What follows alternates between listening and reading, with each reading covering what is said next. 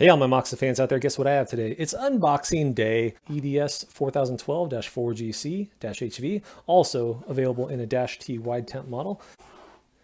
Ooh, yes, networking has definitely evolved.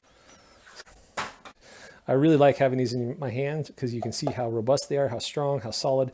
You can run this thing over with a truck and it'll still keep ticking.